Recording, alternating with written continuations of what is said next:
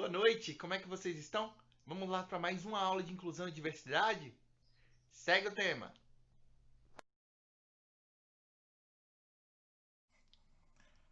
Bom, falar de inclusão escolar nos coloca num espaço que é preciso revisitar muito dos conceitos sociais, muito das questões de exclusão que já acontecem para além da vida escolar e que no meio das instituições encontram um espaço parece que cada vez maior para poder continuar com esse tipo de atitudes.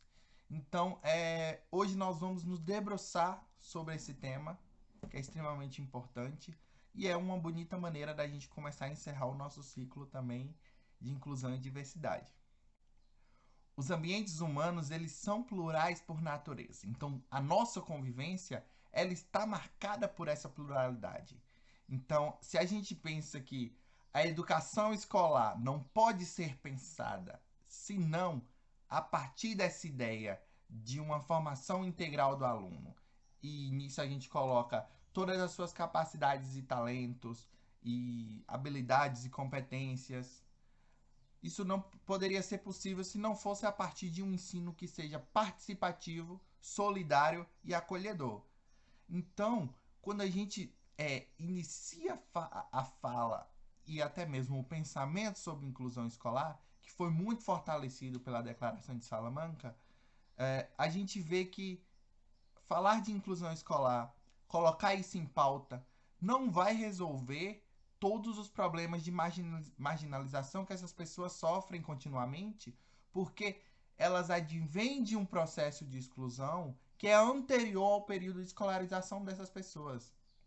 Então, desde o nascimento, se a gente pensa em deficientes, em pessoas portadoras de deficiência, existe já um imaginário de como que vai ser essa criança, do que se espera que essa criança seja. E no momento em que ela nasce, no momento em que ela se mostra enquanto portadora de alguma deficiência, seja física, seja mental, seja adquirida, seja hereditária, isso vai ocorrer uma certa ruptura já dentro do meio familiar e nas suas outras relações sociais que ocorrem ao seu redor. E na escola a gente vê a culminância dessa exclusão justamente porque fica muito delineado esses espaços. Então, podemos dizer que isso ocorre em qualquer tipo de constituição de família, seja naquelas mais tradicionais e estruturadas, sejam em produções independentes, seja naquelas de congêneres, não importa a classe social. É claro, tem o agravante daquelas famílias que são menos favorecidas, que ainda tem mais um fator de vulnerabilidade para ser levado em conta. Mas independentemente da família, existe a fantasia do filho, existe o ideal de filho, e por vezes quando essa criança ela adquire ou ela já nasce com determinada deficiência, existe todo um processo de aceitação desse ser também no meio intrafamiliar. E quando a gente pensa na inclusão escolar, a gente passa a pensar nisso nessa outra instituição. Até porque muitas vezes essas pessoas já vêm com esse estigma de fora de uma escola. Mas, professor, o que é exclusão escolar? Só para a gente entender, ela se manifesta das mais diversas e perversas formas e quase sempre está em jogo a própria ignorância dos alunos diante dos padrões de cientificidade do saber. O que você está querendo dizer com isso? Bom, ocorre que toda a escola ela se democratizou, não é verdade? Então, existem os mais diversos grupos sociais ali, mas não existe uma abertura, muitas vezes, para novos conhecimentos. Então, aquilo que ignora o conhecimento ou que ele valoriza e por assim adiante, essa democracia de massificação do ensino dentro da escola acaba por excluir aqueles que não se adequam a essas normas padrões, aos próprios padrões do que é normalidade. Então, muitas vezes esse processo de exclusão escolar acontece muito nesse sentido. Diante disso, a gente precisa entender também o que é a inclusão escolar. Até porque os sistemas escolares eles estão montados a partir de um pensamento que recorta a realidade. Como eu estava dizendo anteriormente, esse processo de exclusão ele já começa antes do período escolar da pessoa e que permite dividir os alunos em normais e deficientes. As modalidades de ensino tanto regular quanto especial. Os professores especialistas nesta e naquela manifestação de diferenças muitas vezes têm até a intenção de produzir e de ter uma escola inclusiva. No entanto, a gente vê que os planos precisam ser redefinidos para uma educação voltada para a cidadania global, plena, livre de preconceitos, que reconhece e valoriza a diferença. Então, quando a gente fala de inclusão escolar, é muito nesse sentido, de se replanejar, por vezes, se reconstruir uma educação voltada para a compreensão e o entendimento das diferenças e principalmente da valorização dessas diferenças.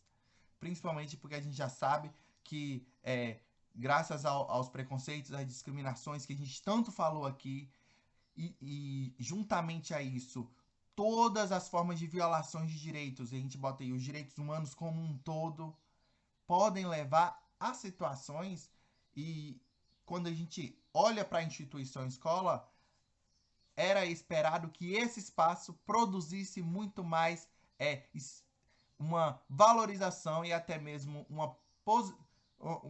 de forma positiva, né, toda essa tentativa de se incluir aquele que é diferente e principalmente unificar esse pensamento de que ser diferente é normal.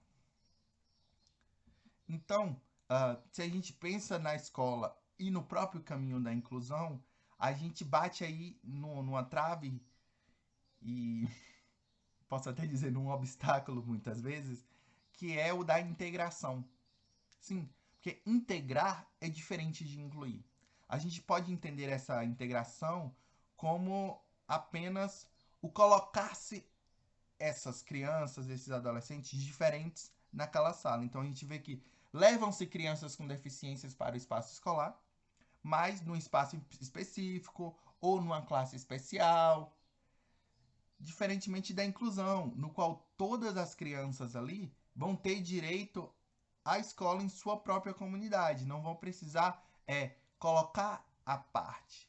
E diante dessa dicotomia, integração versus inclusão, como é que a gente pode fazer uma diferenciação desses dois processos? Bom, a primeira coisa é a gente perceber que os professores do ensino regular consideram-se incompetentes para lidar com as diferenças na sala de aula, especialmente para atender alunos com deficiência. E se formos fazer uma pesquisa, continuamente vamos ouvir relatos que vai apontar muito para essa dificuldade em lidar com aquilo que é diferente.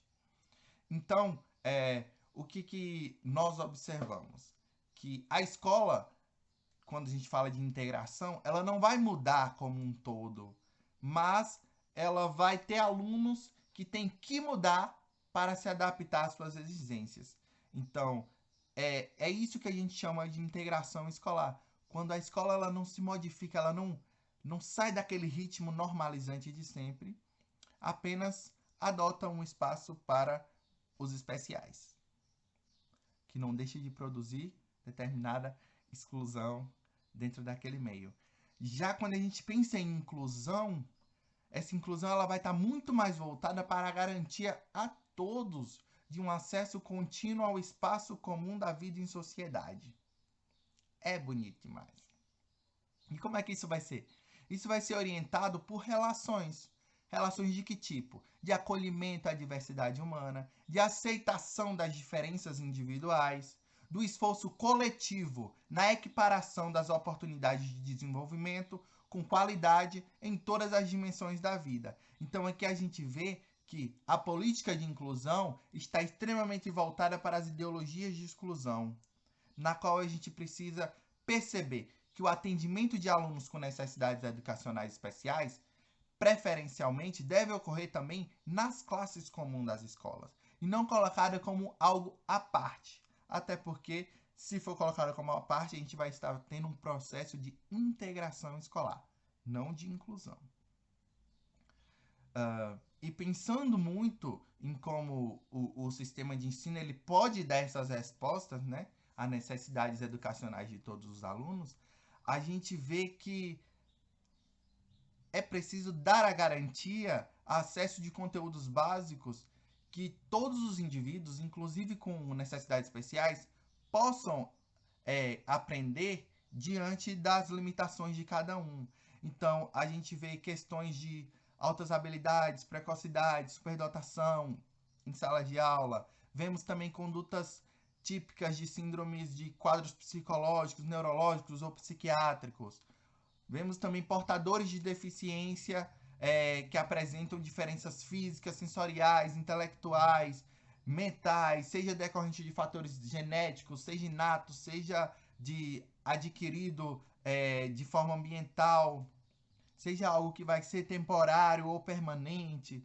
Mas todas essas interações que vão acontecer ali naquele meio precisam resultar numa garantia de acesso a todos que permeiam aquela sala de aula, a todos que estão ali construindo esse momento de inclusão, esse momento de saber, esse momento de busca pelo conhecimento. Então, qual é o desafio quando a gente fala em inclusão? É generalizar o conceito à totalidade do sistema educativo. Então, esse tem sido o maior desafio, que esse conceito de inclusão, de garantia a todos, tem sido a maior dificuldade, porque não se encontra muitas vezes meios para se adequar o sistema educativo já vigente e que vem há muitos anos. Até porque a gente vê que, por mais que tenham leis, por mais que tenham decretos, políticas educacionais, marcos legais muito bonitos, isso não tem assegurado o sucesso na prática. Sim.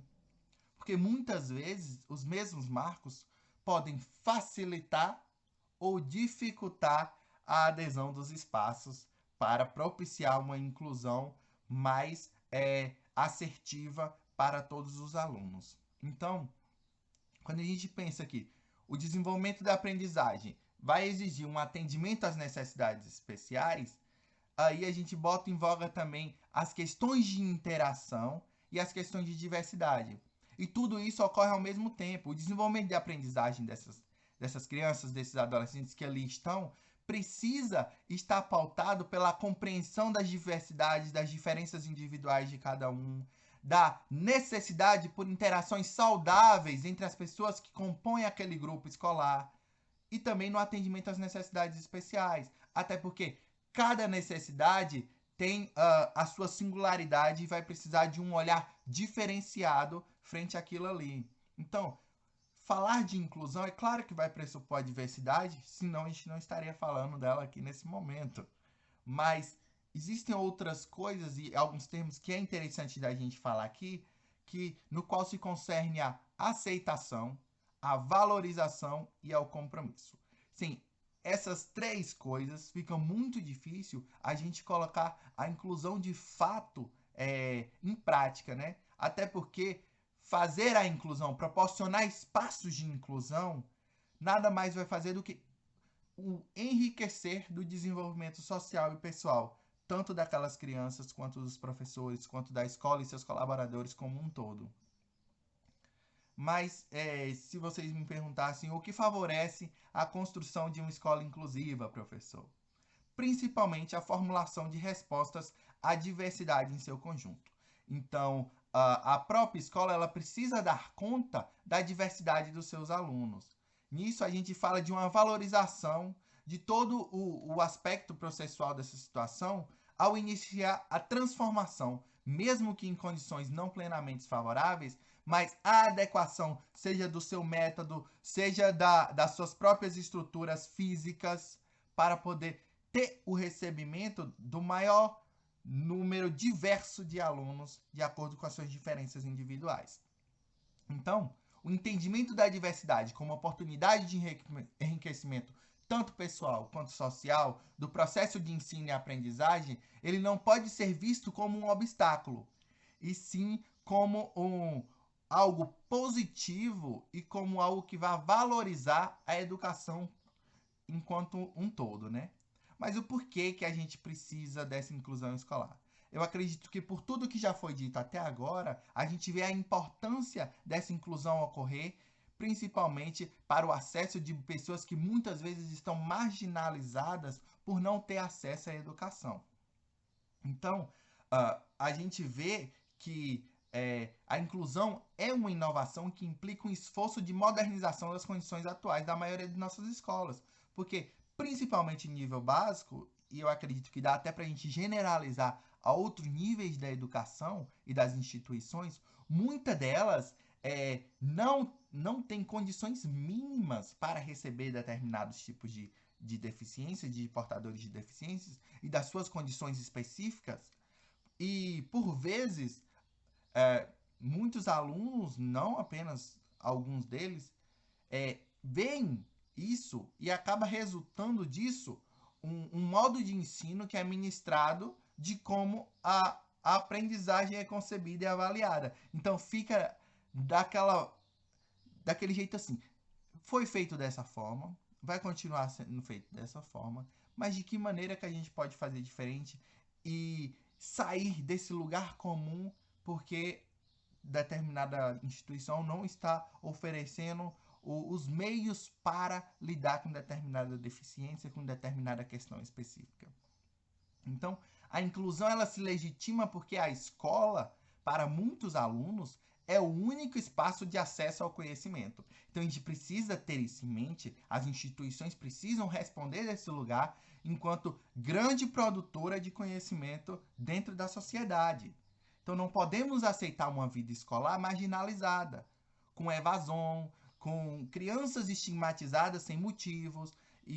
Então, são o tipo de coisas que a gente não pode aceitar e a inclusão escolar ela vem justamente para combater esse tipo de atitude, certo? Então, dentro das medidas inclusivas que uma organização escolar pode estar fazendo, pode estar realizando, a gente fala sobre o desafio de efetivar essa inclusão barra integração nas turmas escolares e muitas vezes é preciso um trabalho de formação para com os professores e principalmente a implementação de projetos inclusivos, trazendo novas possibilidades de atuação frente àquela situação, frente àquela instituição. Aqui a gente vê muito sobre o princípio democrático, aquele que sempre está, por vezes até no marketing, nas propagandas, sobre a educação para todos. Então é preciso botar essa educação para todos em prática. Sair dos papéis, sair desse marco de que tem que fazer, mas não é feito. Diante disso, alguém que tem um papel extremamente importante frente a essa inclusão escolar é o professor. O professor, como sempre, é o grande profissional frente a tudo que a gente pensa enquanto se fala em formação de ser, em formação de cidadania. Então, é preciso que o professor inclusivo não procure eliminar a diferença em favor de uma suposta igualdade do alunado. Não é disso que a gente fala, não é de uma homogeneidade de alunos na sala de aula ou de modos de fazer, mas de compreender os diferentes tons das vozes que compõem a turma. Porque naquela turma vai ter as mais diferentes pessoas com as mais diferentes questões que precisam ser trabalhadas. Então, para promover harmonia, diálogo, promover um contraponto e um complemento para esses sujeitos que ali estão, é preciso ter um olhar para equidade, compreendendo as diferenças de cada um e proporcionando modos diferentes de apreensão do mesmo conteúdo. Assim, só para a gente finalizar esse tema, falar de uma escola inclusiva brasileira é falar de muitas fundações que por vezes estão sólidas na forma da lei, na própria forma de intenção de se colocar isso em prática e de proporcionar aos alunos cada vez mais esse espaço de inclusão, até porque se a gente pensa em propaganda isso fica bonito, mas é preciso que a gente fale sobre a importância de uma escola inclusiva brasileira com compromisso em transformar a sua escola. principalmente para se adequar ao nosso tempo e ao momento em que nós vivemos e de proporcionar a todos os alunos o acesso aos conteúdos, aos conhecimentos, às discussões, ao crescimento enquanto cidadãos, enquanto pessoas, enquanto sociedade para todos. Vamos ficar por aqui e a gente continua no próximo vídeo com outro tema. Obrigado. Vamos lá?